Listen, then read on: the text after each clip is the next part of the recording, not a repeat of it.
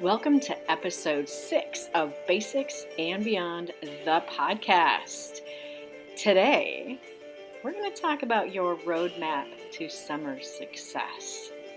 What do I mean by that? Hey, I just got back from a week-long vacation in Pennsylvania for my niece's graduation, and I have some strategies that I employ and I help my clients employ when they are traveling during the summer or kind of any time of year, but this is about summer, going to graduations, going to parties. How can you stick to your goals and continue to make progress towards them while you are traveling with others or even by yourself? Join us for some great strategies. Welcome to episode 6.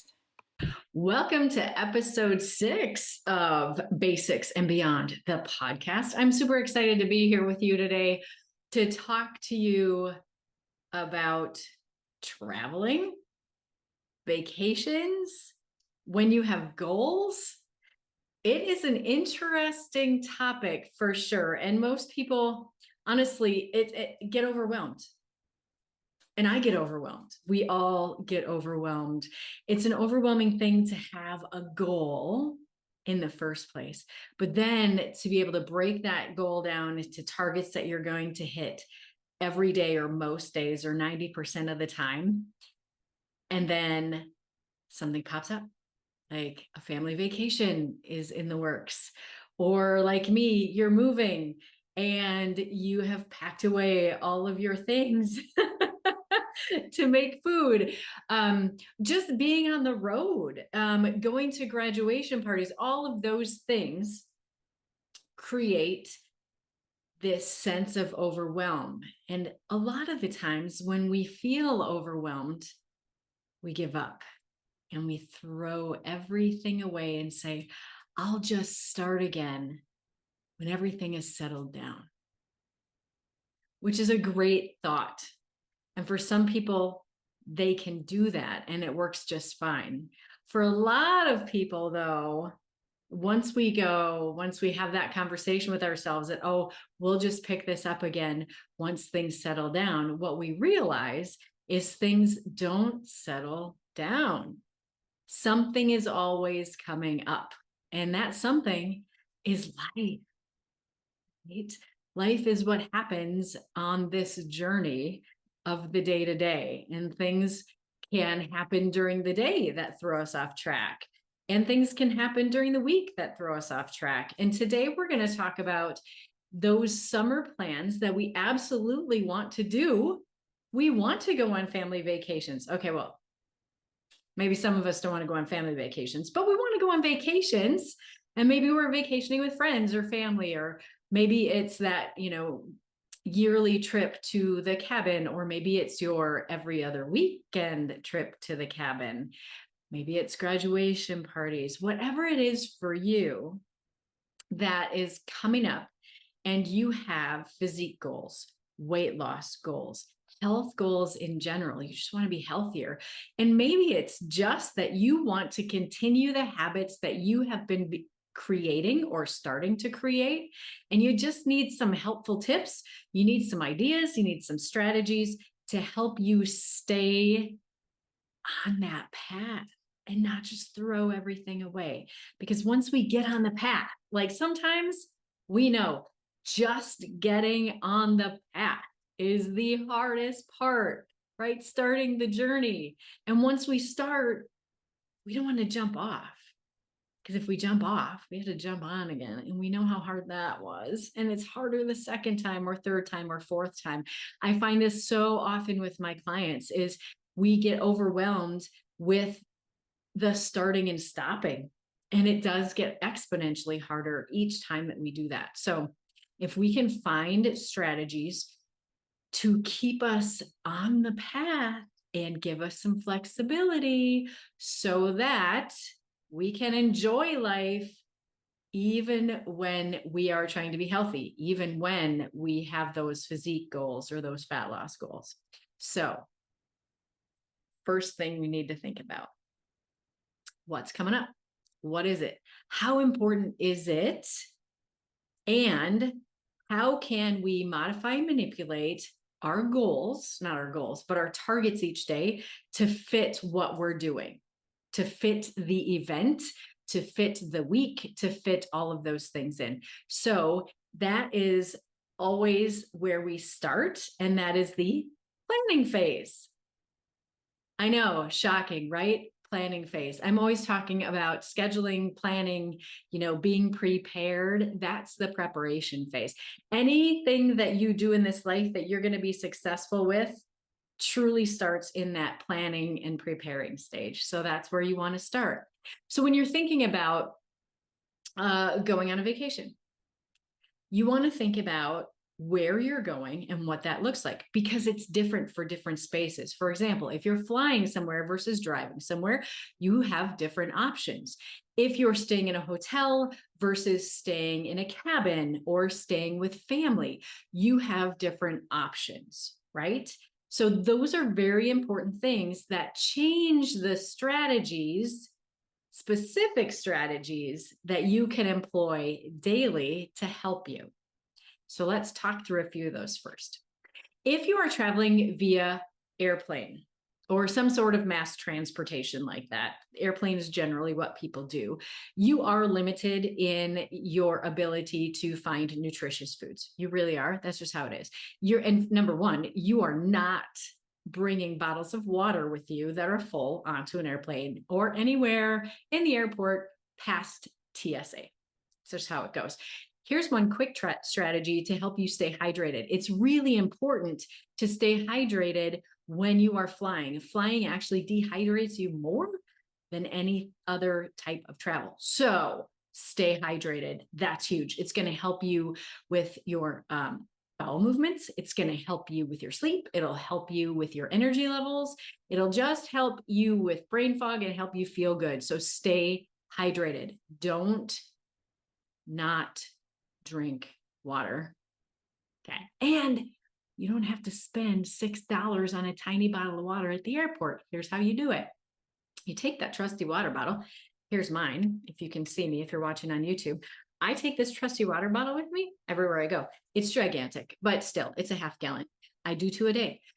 What I do, and I have done this for years, I'm going to say easily over a decade, probably 2. And that's weird, right? Because I'm really not that old, that I've been doing this for 2 decades.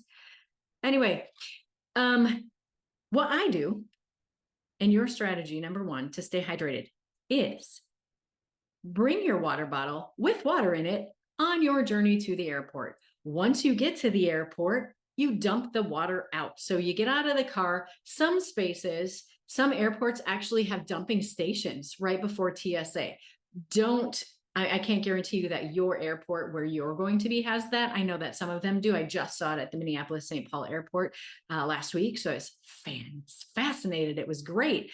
However, just to make life easy, this is what I do. I get out of the car, I dump it out because you're outside. No one cares. It's just water. Dump it out on the curb or off the curb. Put the top back on it, carry it through security. There's no water in it. They don't care. They're not going to take it from you.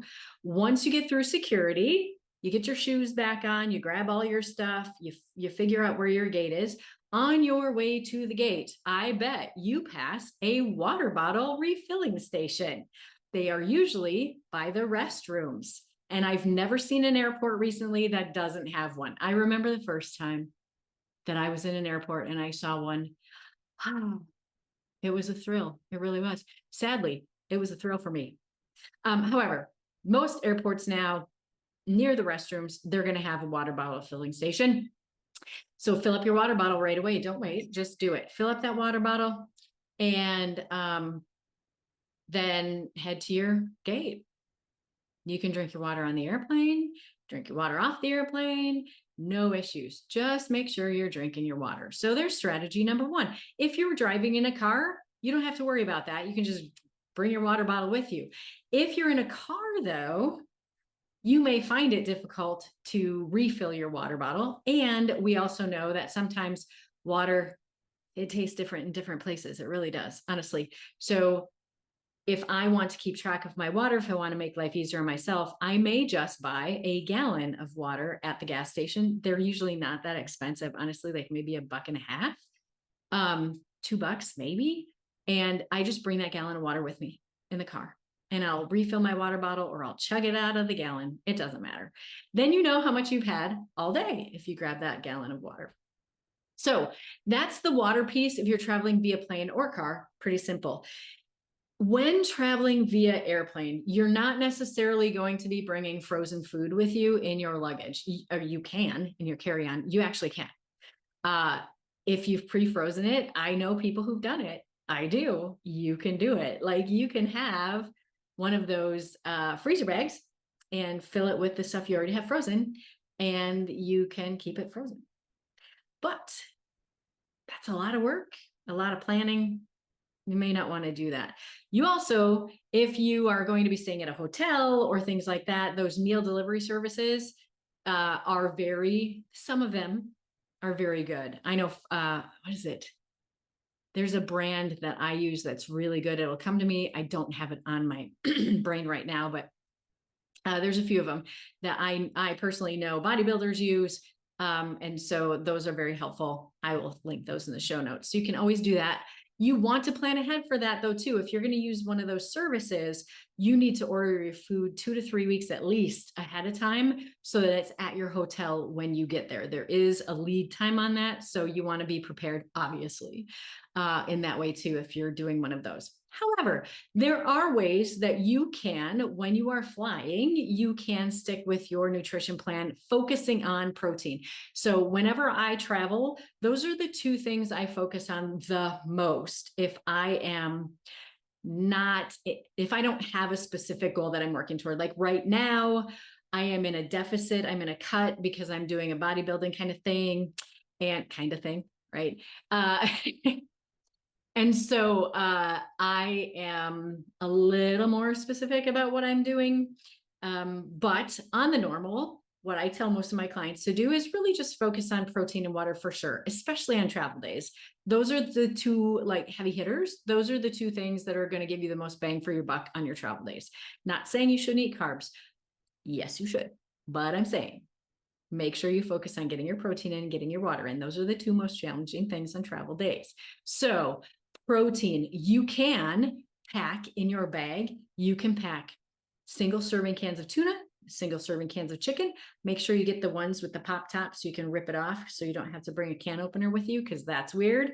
And I don't even know if you can get on a plane with a can opener in your carry-on. So get the ones that you single serving that you can open. You can do the tuna packets. You can bring hard-boiled eggs if you have them sealed up in a container. That takes a little more space, obviously, if you're, for your carry-on. You can do jerky. Jerky is great. Throw some jerky in your carry-on. I like to throw single-serving Ziploc containers. It's a Ziploc bag with my protein powder in it. And this is great. I get to talk to people when I do that. When I was going to Philadelphia this last week, they pulled my bag, of course, my carry-on, because I had 7 Ziploc bags with 1 scoop of protein powder in each bag. And they were concerned that I was creating a protein powder bomb. I wouldn't know how to create a bomb, but that's fine. It was great though. So the ladies who were looking through my luggage, they were like, "What is this?" I said, "Oh, it's protein powder." And they said, "Really?" I go, "Yeah, I put it in my coffee." They go, "Oh my God, I've never heard of that." And I said, "Oh, it's great." You put it, and so we had this entire conversation about different kinds of protein powder. I actually talked to them about the kind I use because it's really good in coffee, I think, and it dissolves and it's fabulous. So it was a great conversation. Hopefully they had a good day because of that, and I wasn't crabby and everything was good. So, and I had protein powder for my coffee every day that I was gone. It was fantastic. So when you are traveling via plane, focus on your water, focus on your protein. If you're not bringing protein in your carry-on with you and you plan to get protein at the airport, you're going to need to stop at a not convenience store thing in the airport, because you're not going to really find beef jerky there or any kind of jerky. You're not going to find a really good source of protein at those kind of stands like Hudson News and things like that. You're going to find some bars, but you might as well have a candy bar at that point. What you're going to need to do then is stop at a restaurant style place and order protein, like a hamburger, and have half a bun and no French fries. I know, no French fries with a hamburger. That's not right, Laura. I know. That's why I bring protein. But bringing your protein along in terms of like just even beef jerky, some cans, whatever it is, that's going to help you. If that's your goal, right? If you're focusing on protein, get your protein in that way when you're traveling via airplane. Okay. If you're traveling via car, which I've done multiple times, and I will be doing again this coming week, that's a little easier because you can bring a cooler. You can make your lunches. You can freeze your lunches ahead of time, like freeze a lunch, freeze a couple of meals ahead of time. And you can have your whole meal in your container, frozen in your cooler. You stop at a gas station to get gas and say it's lunchtime and you're hungry. All you have to do is take that container, walk into the convenience store. Every one of them has a microwave. I guarantee you, if you don't see one, ask the person behind the counter. They know exactly where it is. Don't search for it. Just ask. They'll tell you. And pop your lunch, breakfast, whatever it happens to be, pop that meal into the microwave, hit how many ever minutes it needs. There's always forks there too. Grab a fork or bring one with, whatever works. Have your lunch. You can bring it in the car as long as you're not driving. I'm not going to promote driving and eating when you're eating a meal, but some people can do it. That's great. Super easy. If you're not bringing a cooler with you with your food, again, you have options at those convenience stores. There are lots of ways you can get protein in. You can get a sandwich, right? You can get a sandwich. There's meat in that sandwich. Eat the meat out of the sandwich. I know, Laura, that's crazy, but you can also have carbs. You can get fruits there. Yeah, veggies, I would probably not, but fruits, you can get fruits at convenience stores, at gas stations. You can have a sandwich. Don't be afraid of bread. Please don't be afraid of bread. Just monitor how many carbs you're eating. That's the important part, right? Don't overeat. We don't want to overeat in the first place. You can get hard-boiled eggs at gas stations. You can get jerky at gas stations. You can get a protein bar. Like I said, you might as well get a candy bar. You can get a protein shake. Be careful of what you get. Lots of options at convenience stores that are not chips. Like, don't go for the chips. Don't do that kind of thing. Remember, we're focusing on water. We're focusing on protein. And if you focus on water and protein, either way, whether you're in the car and you bring your own, or you stop at gas stations and grab some, or you're on the plane and you bring your own, or in the airport, bring your own, or stop there and grab some. It is not difficult to get your fats and your carbs for the day if you focus on protein. Protein is the hardest macronutrient to get while you're traveling. And that's just the traveling part, right? That's like not even talking about what happens when you get where you're going.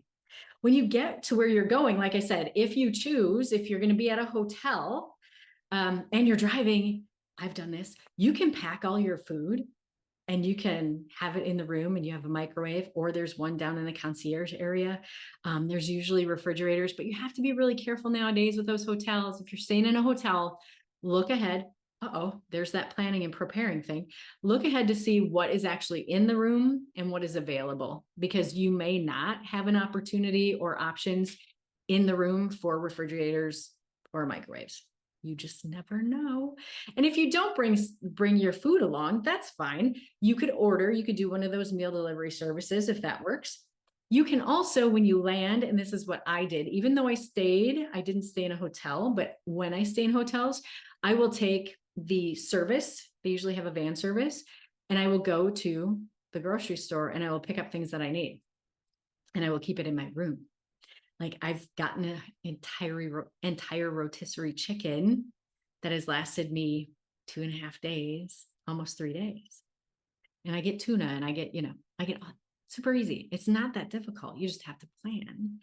If you have goals that you want to meet and you want to do that. Okay. So that's a hotel option for you. If you're staying at a family, like if you're staying with family, super, I mean, that is easy. You just have to be brave enough or organized enough to say, hey, I'm going to go grab some stuff for myself at the grocery store. It's always nice to offer. You guys need anything from this store while I go? Makes people feel good. And you're nice enough to do that. I know you are. Right. So get stuff from the store for yourself. You don't have to eat what everybody else is eating. I always use this. This is my standard reply. When everyone goes out to eat, say you and your entire family go out to eat, say there's 12 of you, I don't know, and you all go to the same restaurant. So you're all sitting at the same table. You're all having dinner together. You're having dinner together. You would say that. You would tell people, we're having dinner together. Absolutely. Are you all eating the same thing? No. Everybody is ordering what they want off the menu. It's very standard. It makes sense. So when you're at your family's house or when you're visiting friends, you don't all have to eat the same things. You do different things. Some people use ketchup. Some people use ranch dressing. Some people use mustard. It's not all the same ever. So take a little bit of control. And the people you are with will probably appreciate that because sometimes, the person who does all the cooking is overwhelmed anyway. Take a little control. Be like, hey, I'm going to go get myself some things. And these are kind of the things that I'm going to eat at least most of your meals, maybe not all. And stick to your protein. Make sure you're getting that protein. It doesn't have to be everything. Focus on protein. Focus on getting your water. Those are the important things when it comes to nutrition and traveling and seeing family and doing the vacations. The caveat to that is you have to know what your goals are ahead of time, and you have to know what you're willing to do when you're there. What are you comfortable with? What are the gives and the takes for you when you are traveling, when you are with family, when you're on vacation, wherever you happen to be going? What are you willing to do? And how much of the plan or how much of your path do you want to stay on? Right? You can make it as simple as I'm going to get my movement in and I'm going to drink my water. You can make it as detailed as I'm going to stick to my macros and eat 90% of my meals from Whole Foods, whether they do or not, and not go out to dinner or go to dinner, but don't eat because you already ate. Those kinds of things. It depends on your goals and what you're willing to do to get to your goals. There's no right or wrong. I think that's part of the problem with where we are in society now in general is everything is right or wrong. Everything is black or white. Everything is blue or red. Everything is one or the other. Everything is you either win or you lose. And that's not true. This isn't a win or lose. This isn't a 0% or 100%. This is enjoying your time in this life, making sure that you're not throwing everything away, all the progress you've made, making sure you're holding true to what you're going to feel good about in your head and in your heart. Enjoying the time with family and friends, and making sure that you feel good physically, mentally, emotionally. So start with, what are your goals? Ask yourself, what am I willing to do on this trip with these people to stay on track toward my goals? And what am I not willing to do? And how flexible do I want to be? And then make a plan from there. And you will be successful because at the end of that trip, you will say, I enjoyed myself. I loved being with the people that I was with.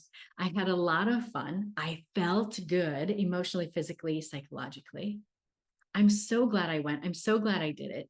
And then when you get home, whether you jumped completely off the path or just a little, the next day when you get home, guess what you can do? Jump right back on that path and hit your targets every day. Go out, make a plan, Have a great life. Enjoy your day today for sure. And let me know in the comments what you thought of the podcast. Let me know what you'd like to hear about. If you have further questions, man, I'm here for you. That is why I do this. I want you to feel good every single day. I want you to feel powerful. I want you to live that power every single day. You have the power to change your life. I am here to help you with that. I'm here to help you find it. And I'm here to walk beside you as you do it.